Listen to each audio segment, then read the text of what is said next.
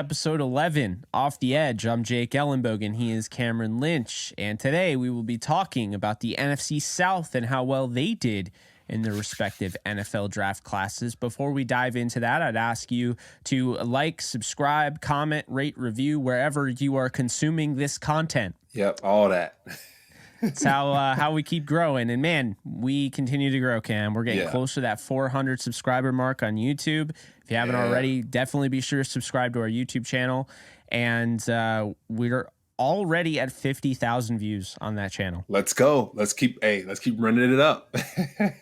Hey, we also have a Twitter at Off the Edge Show. If you guys want to follow along with us, we are constantly posting content on there. And so before we move into the rest of this show, just want to let you know that betonline.ag is your number one source for all your basketball info, stats, news, and scores. Get the latest odds and lines, including the latest player reports for this year's pro basketball playoffs. BetOnline is always your sports information headquarters this season, as we have you covered for all your sports wagering needs: basketball, MLB, NHL, right to UFC, and boxing. BetOnline is the fastest, easiest way to get your betting info, including live betting options, your favorite casino and card games you can play right from your home. Head on over to the website today or use your mobile device to get in on the action. Be sure to use our promo code Bleav to receive your 50% welcome bonus on your first deposit. BetOnline, where the game starts. So Cam, NFC North and NFC South. We already did the NFC North. I'm already losing it.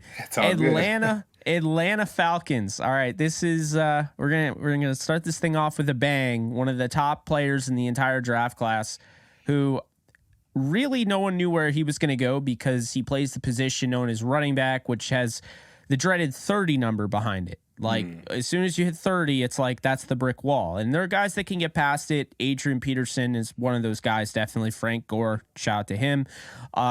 But that's a position that is very rarely going to, you're going to see guys that are over 30 a lot. And so this is typically a one contract type of position here, following a rookie deal. And normally it's not with that same team, but the Falcons do not care, because even though they had almost 1,000-yard season out of last year's pick in the 5th round out of BYU, Tyler Algier, even though they had that, they decided to go with Bijan Robinson, the talented, quote-unquote, generational running back out of Texas.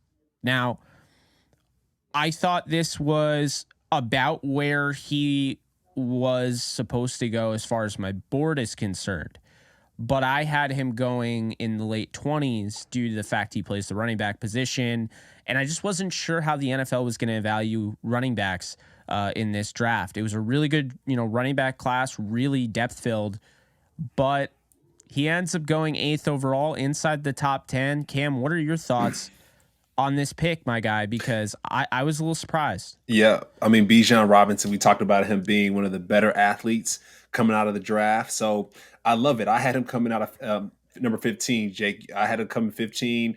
I had him going to the Washington Commanders. They didn't take him. The Falcons took him.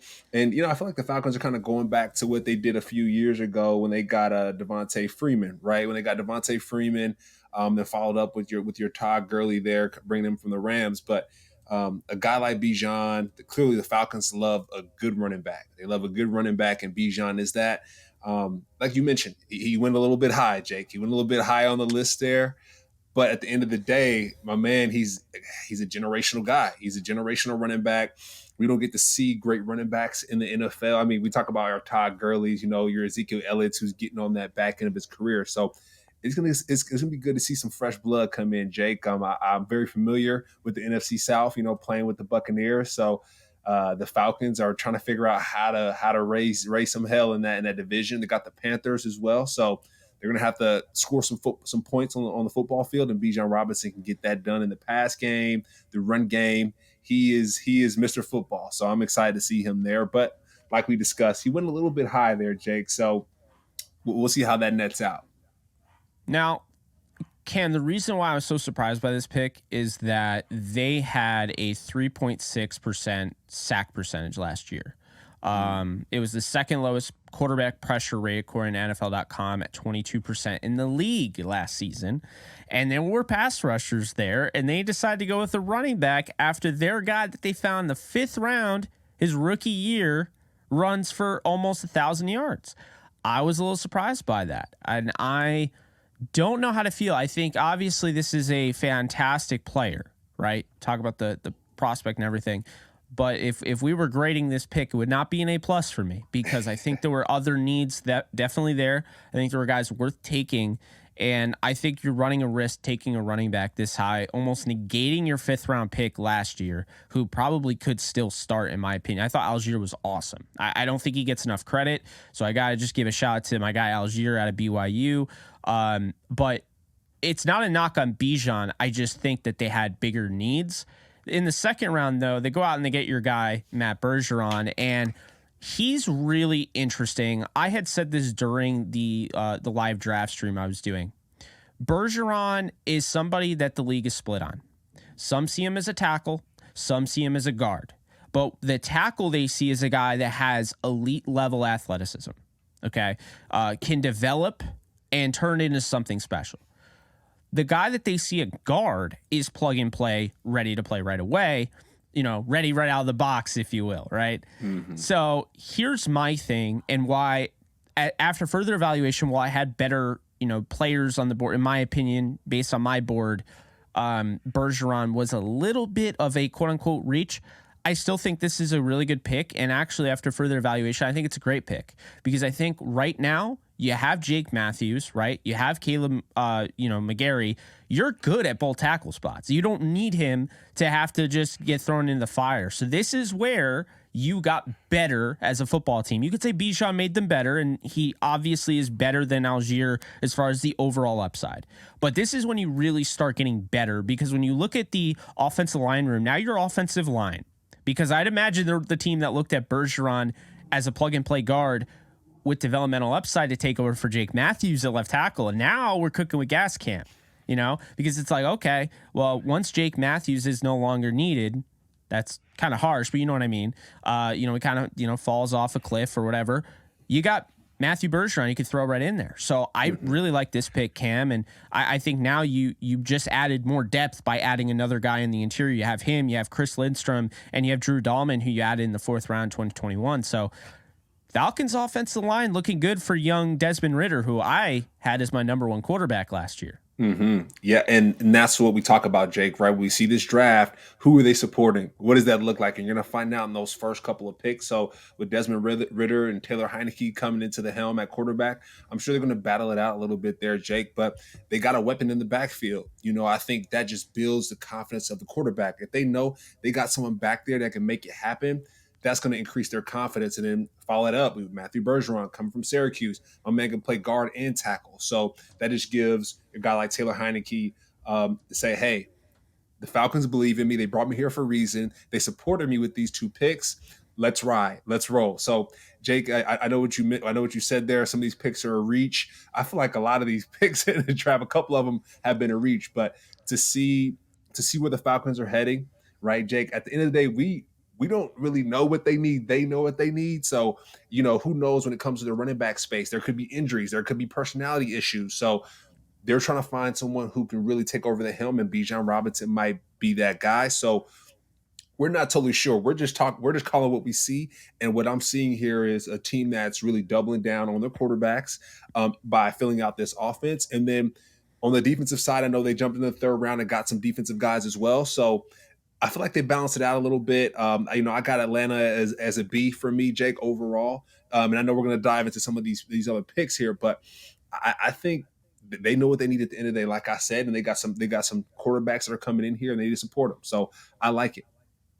No, I agree with you. I actually, so Bijan, Bergeron, 2 day 1 starters, Zach Harrison, probably not starting. You have Bud Dupree, you have Lorenzo Carter, you have Calais. I don't know where his fit is on the team day 1. He's probably more of a situational, rotational guy. And I thought that was a little bit too early for my blood. But Clark Phillips III can just go right in there as the nickel corner for you. I mean, for real, he's really good coming out of Utah. I know there were a lot of people that were like convinced he could play on the outside. Personally, for me, I saw him as a nickel guy, so I think this is a really good fit for him. You get to play alongside guys like AJ Terrell, and Jeff Okudah is getting his second opportunity in the league. Following that the trade, the fresh feeling of going to a new team. So I think fitting Clark Phillips in there, really intelligent, just high football IQ, but also just a high motor out of Utah. He's going to help. That was a really good pick in the 4th. And then DeMarco Helms from Alabama, another safety that went in this draft in the 7th. They go out and get Javon Gwynn to add some depth, a guy that can play, he's center guard versatile. So, I think anytime you go out and you get a guy that can play 3 positions on your offensive line, you're cooking with gas in the 7th round. So I gave this draft a B-. I think it could have been a lot better. I think the Bijan Robinson pick just really it shows me what they're doing, and I get what they're doing. And I think it was honestly a little Todd Gurley remorse, because it was like, man, we were hoping the Rams just made a mistake, and Gurley was 100% like the same guy, but he wasn't the same guy, Cam. He didn't have the same explosiveness, and it pains me to say that because I love Todd, but he just didn't. And so I think the Falcons were like, what, we need that guy. We need that Saquon Barkley. We need that Ezekiel Elliott when he first came. And to me, my comparison for Bijan was Ezekiel Elliott. So I think you get that. Bergeron starts day 1 at guard, and then he gives you developmental upside at tackle. Zach Harrison hopefully can be a starter down the road. I mean, anytime you draft a guy in the first 3 rounds, you're hoping they would start. But they got to start in the 4th round, which kind of balances that out. In Clark Phillips the 3rd, they didn't have a ton to work with. There's not a lot of picks here, in this draft. So, I'm going to stick by a B-. I think it's definitely worth getting out of the C's, but it's not a top of the B there. I'm going to go with B-. Yeah, and you just talked about it with Bijan. I'm going to the business side now, Jake. Let's put the business hat on. We talked football. Let's go to the business side. When you got a guy like Bijan coming into the Falcons Stadium, people are going to buy jerseys and they're going to jump into those seats, right? They just built that stadium a couple years ago, so they got to pay some bills. So why not get a guy like Bijan to come in and support with those bills? You got a guy like Matthew Bergeron to help with that as well, to block for your guy like Bijan. And then you got Javon Gwynn. I mean, Jake, I think via PFF, right, Pro Football Focus, for folks who don't know, my man Gwynn had 34 reps on the bench press, Jake. I mean, that's a monster. Hard to move.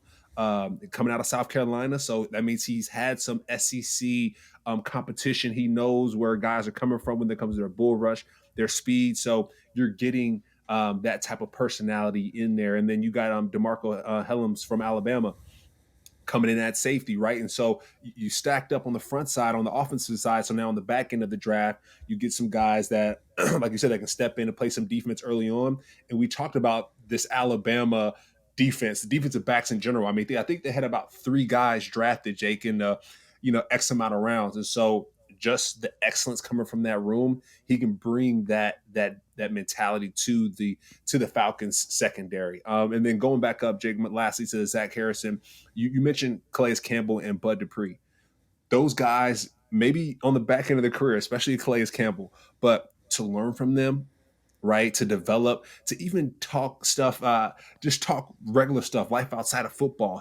Zach is gonna be able to soak up a lot of knowledge and really push his career forward, right? When a guy like Calais Campbell, who's been playing as long as he has, he's going to be able to say a couple of things that are really going to accelerate Zach Harrison in his gameplay. I know when it comes to Ohio State, he had to work on his pass rush skills and a couple of different things, his toolkit. Well, Bud Dupree, he's going to be able to add to that. Calais Campbell, he's going to be able to add to that. And so I like the pick there, Jake. Like I said, I gave Atlanta a B. It would have been a B+, but like you mentioned, with Bijan Robinson filling that void, they didn't really have a void there. So like I said, I'm going to B rather than a B+. But they got to put butts in seats, Jake. They got it's coming from a business lens as well. So that'll do it. I mean, no offense to your guy Bergeron, but not only a select few of guys are going to an NFL game with the entire sole purpose is to watch the offensive linemen. But being from Canada, right? Like I'm sure some Canadians might come to the game, but they're going to see they're going to want to come see Bijan for sure. Absolutely. I think just one last thing before we wrap up, this draft class and move on to Carolina is that you have Drake London, you have Matt Collins, Scott Miller. Frank Darby's a 6th-round pick in 2021. Kadarrell Hodge is somebody I always have really liked. He's bounced around teams, but they signed him.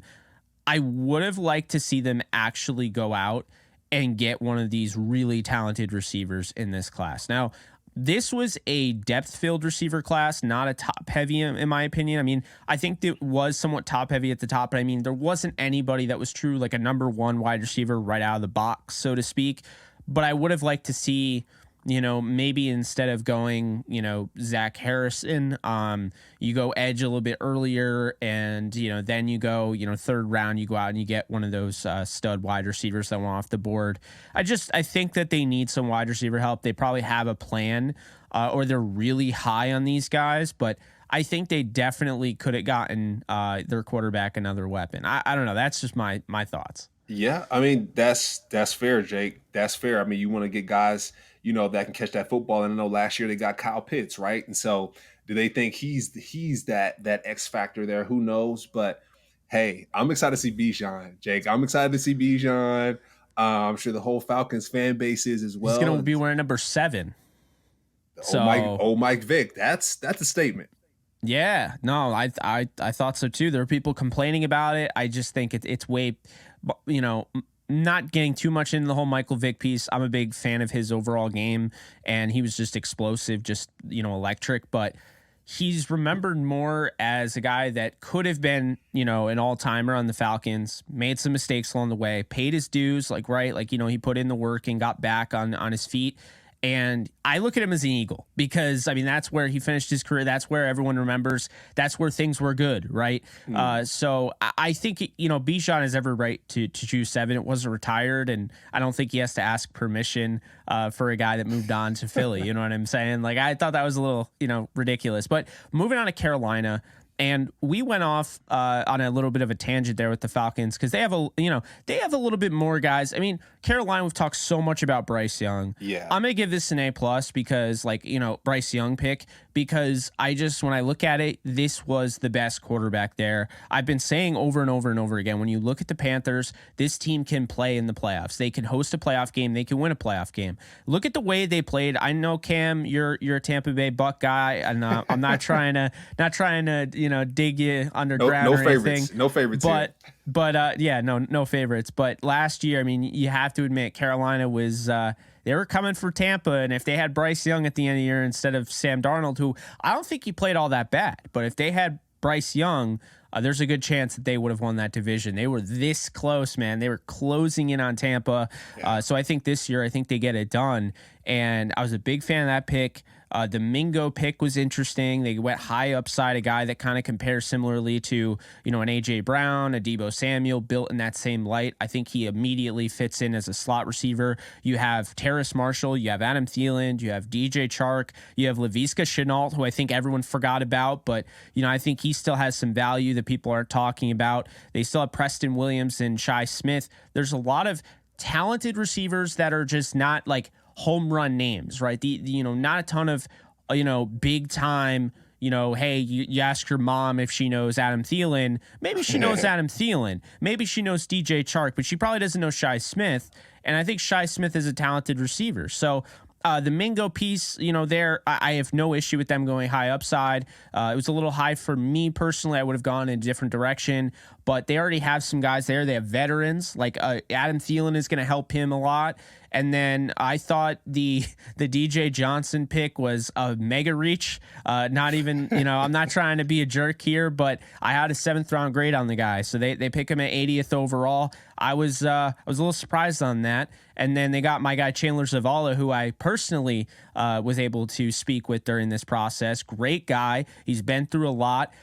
You talk about him playing at, a really, really small school, and then he ends up transferring, and, NC State ends up bringing him on. I mean, this guy has a really cool story. We mentioned him. I think I was on the Bleav in Rams podcast, and then Jammie Robinson, safety out of Florida State. You're getting a DB out of Florida State. There's been a lot of good ones. He has some good tape in the 5th round. I like their draft class, Cam. overall, I'm going to say, though, it's a B- with a really top-heavy selection in Bryce Young that stops it from being in the C's, my guy, because as much as I like Zavala, as much as I like, Bryce Young, like Mingo, I don't have an issue with, but the DJ Johnson pick was a severe reach, in my opinion, in the third round. This is where you need to get a day one starter for your team. And I just really think that pick, when all those guys were on the board there, and to me, when you look at the Panthers, like I thought they should have gone out and gotten a more NFL ready edge. And honestly, an interesting one would have been our guy, Isaiah McGuire. Yeah, the Carolina Panthers, I got a B for him here, Jake. We talk about, just their whole draft class here, right? It's not that stout. It's not that stout. You see some other teams, they have multiple people they've traded, they flipped, they flopped. And it seems like the Panthers are like, okay, we're gonna get our guy. We're gonna call it a day. And so, you got Jonathan Mingo, you got someone for him to throw the ball to as well in the draft. So they're gonna be able to travel to North Carolina together and be in that freshman class, which is really cool. You got a guard as well in Chandler. We spoke about him, like you said, on the Bleav in Rams podcast. Just his ability as well. So you got some folks that can protect Bryce Young. But Jake, we want to see a little bit more, right? I know they had the first pick, and like I said, it seems like they just cashed in out after that one. So, like I said, I gave them a B. But we kind of go back to the point, right, where you mentioned that the Panthers, you feel like, are going to host a playoff game. I like it, Jake. I like it. Just seeing how things are shaping up, even though they didn't do too well in the draft, right? They got Bryce, so like you can say they did really well, but I can see that as well, just the way they're shaping up here. But like we talked about, it seems a little shallow. After Bryce, everything else seems a little bit shallow. Going to your DJ Johnson here with that reach, my man ran a 4.49, Jake. So, when a guy running like that, in an effective defense, the Panthers always plays tough-nosed football. So a guy running a 4.49 right at 261, sign them up, sign them up. I know we got Burns on the other side there. So I think they're going to definitely cause some havoc. And then going back to Jimmy Robinson coming out of Florida State, anytime you got a guy come out of Florida State, your LaMarcus Joyners, anytime a DB is titled with that Florida State on there, they're going to be a baller. Jalen Ramsey. So the Panthers, it might seem like it's not deep right now, but at the end of the day, come the season when you have to play, they're going to show up, and I can see them in the playoffs. But they got to be for me as well. Yeah, so you got to B, I got to B-. We move on to the New Orleans Saints here, and this team is really interesting. They're dealing with a lot. I mean, they finally were able to get rid of the Sean Payton contract there. They got some draft capital. I think when you look at everything in regards to the Saints, it's been kind of weird, right? Like they don't have a ton to show for in the recent history. They don't have a ton to show for it, and you can say whatever happened in the Rams playoff game has something to do with it, but I think it goes beyond that. They've had a lot of talent, and they just don't have enough W's to show for it. And so I think, you see, Dennis Allen, who, of course is the head coach there. And, they added, guys like Pete Carmichael and Joe Woods, and, just kind of built out that coaching staff, and, added guys in this draft that I like. But this is another interesting draft class where Brian Breesy, who you had mentioned in our mock draft, he's somebody that's, physical. He has some pop behind his pads. I mean, the guy, he's a fighter, in the trenches. I mean, really. And then, Foskey, he looks the part. You ever hear the term looks like Tarzan, plays like Jane? It's not really like exactly that. But I feel like the guy is perfectly built for the edge defender position, whatever that looks like as a 3-4 outside linebacker, however you want to use him. But I just don't see him, playing like how he should on tape. And I think that's fair. And then Kendre Miller, I really like that pick, because what he's going to do is he's going to make sure that you got Jamal Williams, who's a touchdown magnet. He had 18 last year, red zone guy. When you get in the ball, you get at the goal line, give it to Jamal, right? Yeah. I mean, it's just no questions asked. So we don't know about the whole Alvin Kamara situation. We don't know how many games he's going to miss, if he missed games. But if he does, Jamal Williams can be that guy, but I think Kendre Miller has a shot to start.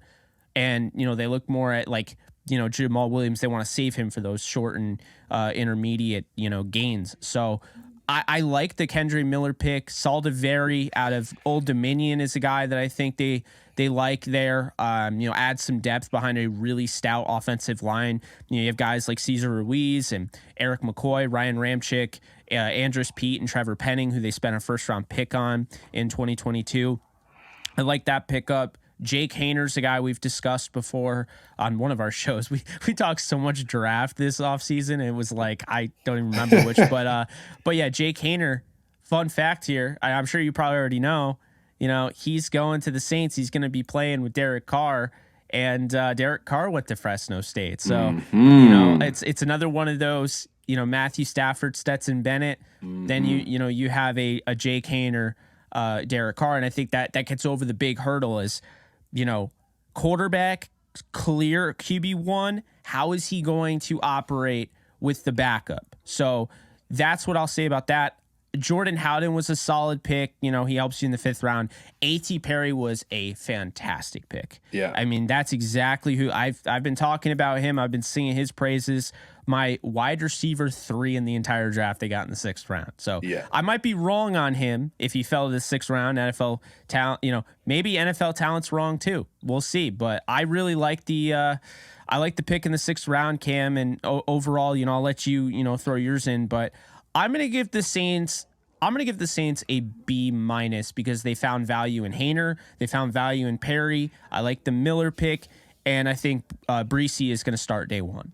Okay. Yeah, Jake, I like it as well. I'm going to go with another B as well for the Saints. With Breesy, I mean, we talked about it, Jake. He was one of my guys as well. Just his pass rush ability, the way he can pick and wrap. I mentioned that some of his better rushes are when he's able to wrap and make moves. Even watching the draft and seeing him, they talked about just his leadership ability, right? When he was one of the better players coming out of high school and as a freshman at Clemson. And so, they talked about just his leadership ability and his ability to get everyone together and galvanize his team. So it's really cool to see him there. Cam Jordan, I'm sure is going to be super happy to have a guy like him with him. And then they doubled down with Isaiah Foskey. So Jake, you said look like Tarzan, play like Jane.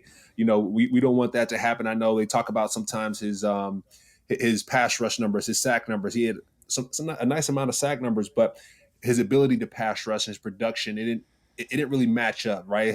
His numbers were high, but his effectiveness and his impact as a pass rusher wasn't as high. So I'm sure he's going to learn a lot from Cam Jordan. And that's the beauty, right, of drafting guys like this is they can develop, they can grow. And I think that's extremely important. Kendre Miller, we talked about our guys, right, here on Off the Edge, and he was one of my guys as well. Coming out of TCU. Jake, one thing I do know is my man was in the college football playoffs, right? And that experience is invaluable. We always talk about the UGA athletes and how they're champions and how they're going to, bring that much more value to their teams. I do think a guy like Kendre Miller is going to do that as well. Going to the Saints, they need everything they can get, right? If Alvin Kamara is kind of on the bubble, well, they need a guy that's confident. Everyone's seen him in the playoffs. Hey, let's roll. And keep to your point with H.E. Perry, I'm gonna jump down a little bit here. We've talked about some defensive guys going to the offense a little bit with Jake Hayner and H.E. Perry. H.E. Perry is a definite possessional receiver. I had in my notes, if you need a first down, throw that ball to A.T. Perry. When it comes to his speed, he's not a blazer like that, Jay. He's not going to really blow the top off, but he's going to be a great possession receiver. And the Saints are going to need that, right? With this new change of guard at the Saints, they're going to need people who are reliable. And, a guy like Jake Hayner playing as backup, that's going to be great, right? Because you mentioned that Stetson Bennett piece. It's a trust thing, Drake. When you got a guy that came from your school, it's a trust factor. Therefore, your gameplay is going to go up. My question is, what's going to happen with Jameis, right? I mean, we're talking about the draft here. I know we're going to go to the Buccaneers here pretty soon as well. But former first-round pick overall, Heisman winner, and is now sliding and slipping a little bit, Jake. So I'm curious to see how things are going to shape up for him. But it just seems like going back to this draft piece that they've put pieces around these quarterbacks to make them successful in a wide receiver, in the tackle, and in a running back. So I'm curious, Jake, but what are your thoughts about Jameis? Because I don't think we can pass by here without talking about our guy Jameis. Yeah, no, you're absolutely right, and I've been somebody kind of banging the table for Jameis Winston. I don't know if he's gotten the most fair shake in New Orleans. I feel like something was promised, and it just whatever. I don't really know what to say as far as that. Just didn't work out. But all in all, I think when you look and keep in mind, Taysom Hill still throws the ball every now and then. So how is this offense going to look? Is this going more traditional now? I mean, now that Sean Payton is not coming back, he is now in Denver. Is that Sean Payton aura with the you gotta use Taysom Hill this way? Is that gone? Are they just going to use him as a tight end now? Probably not, right? Because they have a weapon, and you sang his praises one time. We talked about Taysom Hill. You're like, man, that guy was the personal protector. That guy is the he Gunner, just does it all. He can do it all. Yeah, so he's just a football player. I mean, you hear that term a lot, and that is probably the most overused term. And it's probably the sign that, after you just reached on a player, he's just a football player. All right. So you gave me no reason as to why you picked him. You're just like, yeah, he's a football player. I didn't get that. I mean, I thought the NFL draft, for the National Football League, I didn't know you picked football players, but no, in all honesty though, I mean, Taysom Hill really is. He's a positionless player that can play all the positions you ask him to. So I think when you go back to Jameis though, it's going to create a nice little battle in camp because Jameis is fighting for his career right now because I don't think he wants to be a backup, but I don't think he really has a choice. I mean, that's the thing. So here's my advice for Jameis. Not that he's going to take it, but you put your head down, you get to work, you push Jake Haener. If the cards fall and Jake Haener's not the guy, he's the guy they choose and you never had a shot, well, you go out there in preseason, you put tape out there. And this is a league where, I mean, we've seen it in a blink of an eye. Guy can go down with an injury. And Jameis Winston, whether you want to knock him or not, his 30 for 30 season, he still had 33 touchdowns, my guy. And I'll tell you right now, I'd rather have Jameis Winston under center if I just lost my starting quarterback than have a rookie quarterback that just has to be thrown in the fire and is not ready for that moment. And so I think that is the opportunity there. That's the ideal instance for Jameis being. I think right now he needs to, maybe his career has gone away from him being a starting quarterback in the NFL. Now he has to go into Andy Dalton mode. Like, how do I survive? And Andy Dalton's made a living just surviving in the league, being ready when needed, being a guy that learns the playbook, being a mercenary. The guy played a ton of time with the Bengals. And now I've lost track of how many teams he's been on. So, I mean, shout out to him, though. He's kept himself ready and calm, cool, collected. Another guy like that, Teddy Bridgewater. Another guy like that, Jacoby Brissett. So, unfortunately, I think that, Jameis Winston may not have gotten that fair shake, but it doesn't matter. I mean, the fact of the matter is, realistically, Jameis is going to have to pivot into that type of journeyman, Johnny on the spot type of guy. Yeah. And Jake, I feel like we can do a whole off the edge episode with how quarterbacks are surviving after, being at the top of the mountain, right? Like, yeah, we really could. Baker Mayfield, we're about to talk about the Bucs next, but Baker Mayfield, he's trying to figure this stuff out, right? I mean, it's a full process. It's a full process. These guys are number one overall picks, right? And then now they're fighting to stay on a roster. Kyler Murray, depending on how his career pans out, what will that look like? So, it's like you said, hats off to these guys though, because they're fighting, they're trying to figure it out. And Jameis Winston's on a 1-year deal. So Jake, how I see it, right? How I see it, Derek Carr is your starter through and through. He kicks things off a little bit.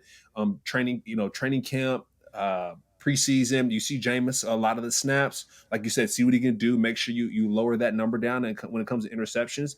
And then Haener, he's your guy that just on game days, he might not dress, right? He might have the clipboard, but he's on the roster. He's ready to rock and roll. And then, you're Taysom Hill. He's your third quarterback come game time. If you actually need a third quarterback to step in, he's the one to do it. And the reason why I think we're doubling down on this quarterback position so much, Jake, is we've seen it with the Rams.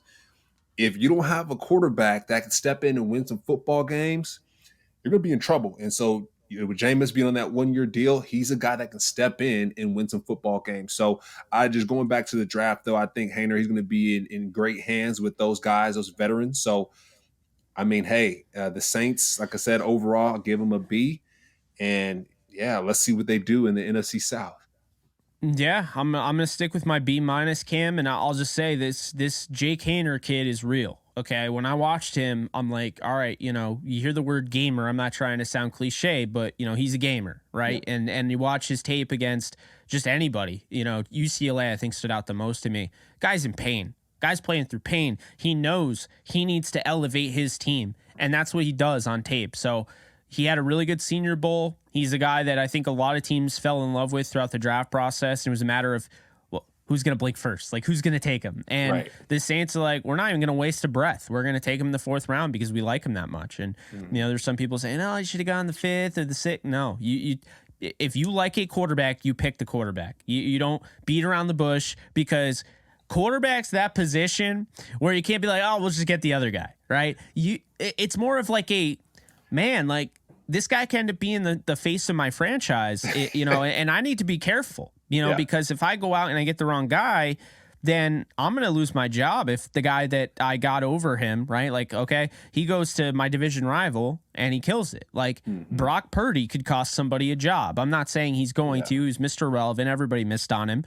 The 49ers picked him with, the final pick in the draft. So it's not exactly like they hit on him. They got him at the very end, But, I mean, that's the thing, though, is like, you got to be careful.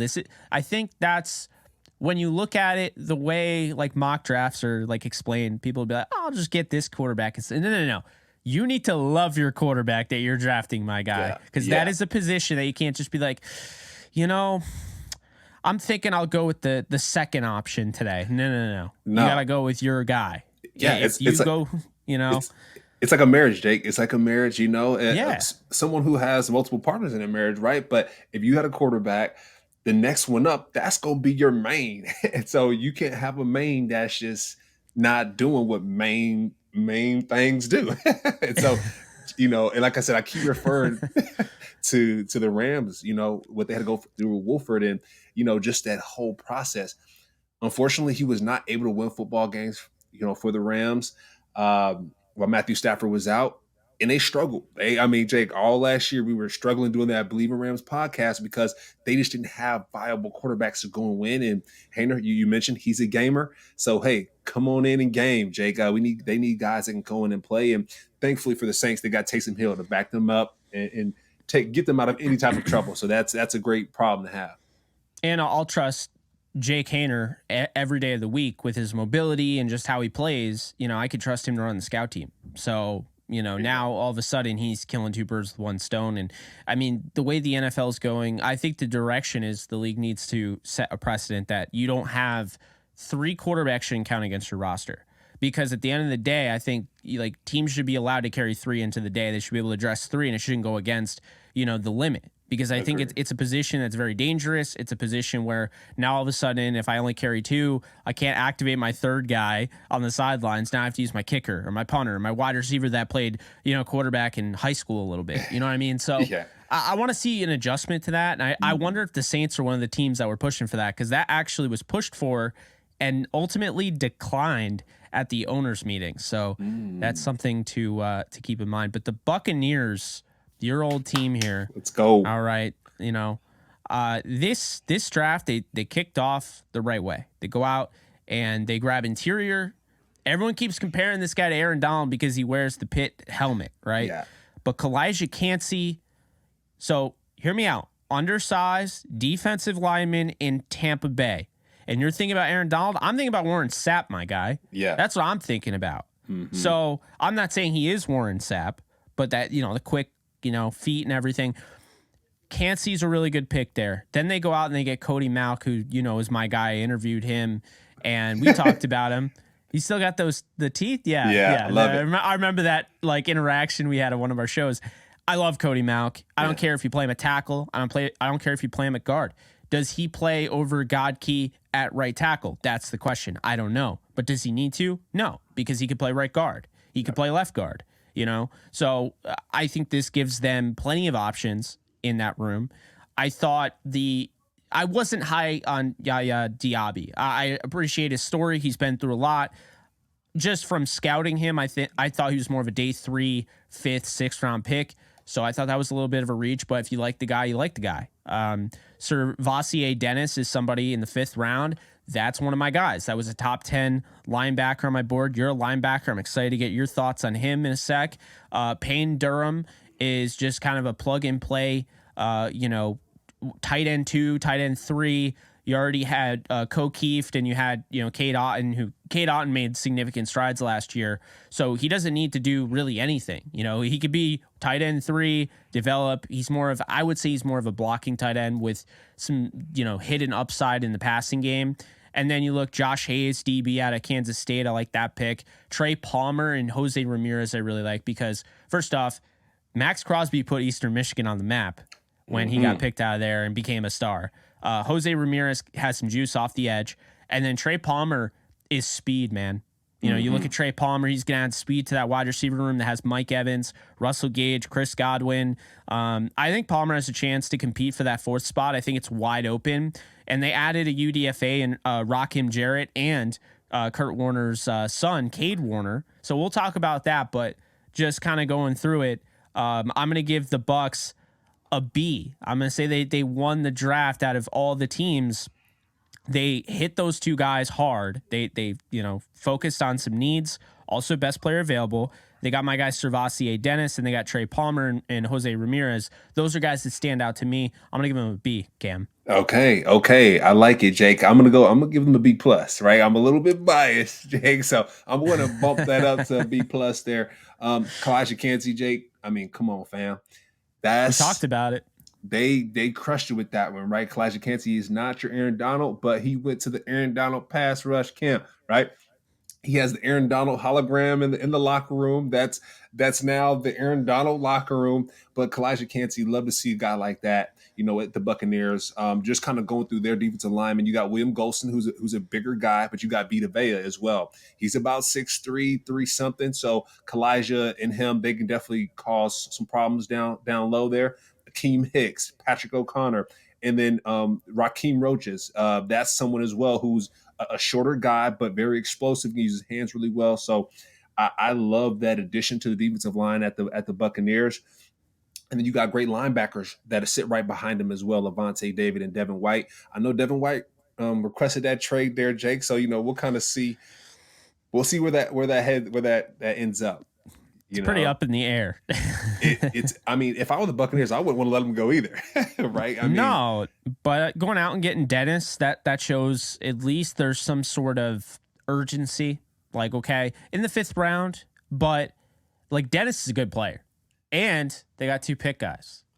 There you go. It's a trust thing, right? When you got one guy that's in front of you in Kalijah Kancey, and then you got Dennis behind him, whether that be running the second team or wherever that is, but that just brings in trust. That brings in more energy and juice to that piece. And then you go back to your Dennis pick.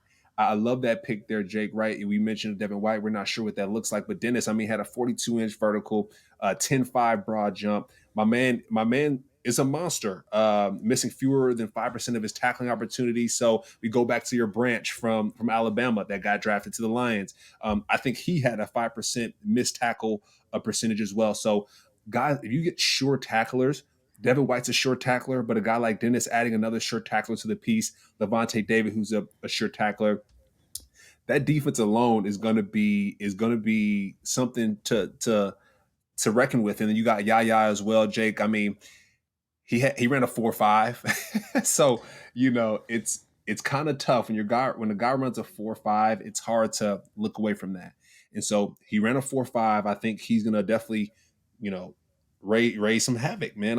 If I'm Levante David or Devin White, I want to line up on his side because I know he's gonna bring some smoke. So I like that a lot. And then going back to your offensive side, I know we talk a lot of defense. Like I said, a little biased, but your Cody Mauch. I love it. Ryan Jensen, I think, had a pick. The Buccaneers put a picture up of Ryan Jensen, who's a redhead as well, and Cody Mauch. And then almost like a Step Brothers thing where Cody was here on the picture and then Ryan was smiling. Funny. Right. I was like, this is 2 redheads. This is what it's all about. But Cody Mauch, straight beast. I seen some of his highlights and some of his tape, especially at the Senior Bowl. Jake, he was holding his own. He was looking ferocious, my man. So I see why the Rams went up and got him the second round at the 48th pick. So The Bucks. sorry, the Bucks. Yeah, the Bucks. So it's good to see with Malk there. And then going finally back to the bottom of the draft list. You got Jose Ramirez coming out of Eastern Michigan. I mean, they got some guys that can make it happen on the defensive side. And they're just doubling up. I love the Rams. I'm sorry, the Buccaneers and what they did here in this draft. Like I said, I'm gonna go a B plus, Jake. Like I said, I'm a little bit biased, my man. So I'm gonna go a B plus. Love what they did and some of the additions that they made. So I don't think. I think they did. I think they did best out of the NFC South when it comes to the draft. I think they did the best here, but I do think they're going to have some problems with the Panthers. Right? The Panthers, I don't think did the best in the draft, but they got Bryce Young, so I think they're going to be the best in the NFC South. But I think the Buccaneers did the best in the draft here. So they have Joe Tryon-Shoyinka. They have Shaq Barrett. Diaby doesn't have to start right away. I also don't know how they view him. Do they view him as a defensive end? They play more of a 3-4 style. So, probably not. But I don't know. It'll be interesting to see how they utilize him. That was really the one pick that stood out to me. Like, if you could have gotten him the 4th or 5th, I would have been like, okay, The Dennis pick, and I know they didn't have a 4th round pick, but you get my point. Yeah.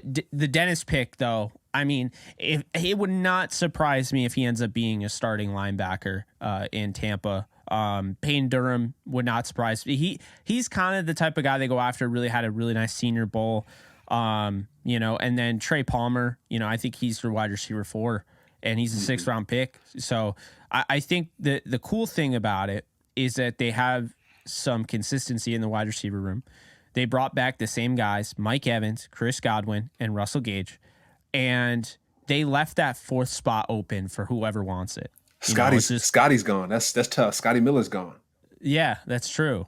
And so, I think we would be remiss to get through this without mentioning your guy, Sean Tucker, who you've been pounding the stump for, fellow Cuse guy. Let's go. And his medicals sound like they're the reason why he went undrafted. Clearly this guy, like I had him as a 4th round grade. You had him definitely day 2, I'd imagine. What's his upside here? Like if say the medicals check out and we're talking about, a couple of UDFAs, but we'll start with him. And then I wanted to bring up Rakim Jarrett, and Cade Warner, but, Sean Tucker, where do you see, like, is he a future starter in this league? Like, are you concerned? Like, to me, I think the medicals is just, it's one of those things where in the heat of the moment, missing testing and whatnot, I think teams were more comfortable picking other guys. And this was a deep running back class. So I don't think it is directly reflective on his game. I think when you look at Rachaad White, you have Chase Edmonds, Keyshawn Vaughn, Patrick Laird. I think he can get right up there into that, running back 3 by the end of the year, put himself in position to maybe jump Edmonds next year. And then Rachaad White's probably the guy. And then when he goes and gets paid, then maybe, he steps in and he's the number 1 running back. Yeah, I see that. I think one thing, I know one thing, running backs, they're going to get hurt, Jake, right? There's going to be a hamstring. There's going to be a concussion. There's going to be a shoulder. I think Sean Tucker, he's going to snap in the offseason. This is what I'm going to call it, Jake. In the offseason training camp, I think preseason, I think he's going to go off, right? He's going to face some of these teams, and you're going to see him on the highlight tape, the highlight reels, because he's going to break about 50-yard runs, 80-yard runs. So I think that's going to happen. I think second, I think he's going to have to play special teams, Jake. It's something that he probably hasn't had to do in a long time, but he's going to have to be your personal protector. He's going to have to sit back there and show that he can handle a special teams unit. He's going to have to rush some punts. He's going to have to return some kicks. He's going to have to do the dirty work, right? The nitty gritty stuff that he's not used to really doing at Syracuse. So I think he's going to have to do those things. But you mentioned the way he's going to climb up that running back room. I think it's going to get done. Like I said, I think he's going to stay healthy, he's going to have to stay healthy come the preseason. Though that's the only way to combat some of those things. So if he stays healthy, I think he's going to go off, and I think he will be your Rams. Sorry, your Buck. I keep talking about Rams. You played for both teams twice. So. Yeah, exactly. I appreciate that. Sean Tucker will be the Buccaneers preseason MVP. That's how well he's gonna play. That's Okay. how he's gonna be the preseason MVP. And when the season starts, Amsterdamus. there you go. If he stays healthy, he will be the Buccaneers preseason MVP. And I think going into the season, they're gonna be like, damn, should we start him? I know we got this other, but should we start him? I think that'll be his storyline. I like that. And you know, it sucks anytime you go through that process and you get hurt, but you know, I think he's obviously maintaining a positive attitude. He's already signed and everything. Um, real quick, we don't have a ton of time, but Baker Mayfield, Kyle Trask. Okay. Baker Mayfield, to me, he starts no question over Kyle Trask.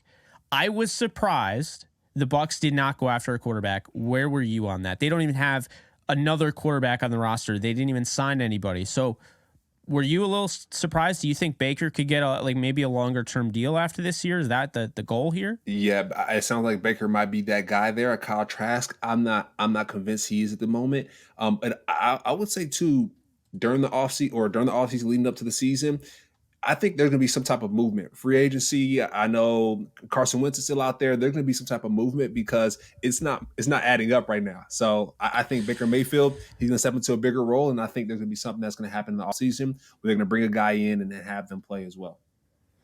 Yeah, no, absolutely. So that is going to do it before we head on out. As always, special happy birthday to former Packers and Washington Hall of Fame linebacker Dave Robinson. Turns 82 today. Okay. 3-time NFL champ, 2-time Super Bowl champ, 2-time All-Pro, 3-time Pro Bowler. He played 10 years of his career with the Packers, 2 years in Washington, and he started 155 games with 27 interceptions. And I'm sorry, my guy, I don't have sack numbers and tackle numbers because they didn't exist yet.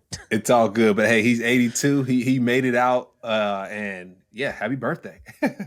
Absolutely. So this has been presented by Bet Online. Be sure to follow at Cameron Lynch 50. You can follow me at JK Boga. You can follow the show at Off the Edge Show. And we'll be back next time. Until next time, we'll see you guys soon. Later, folks.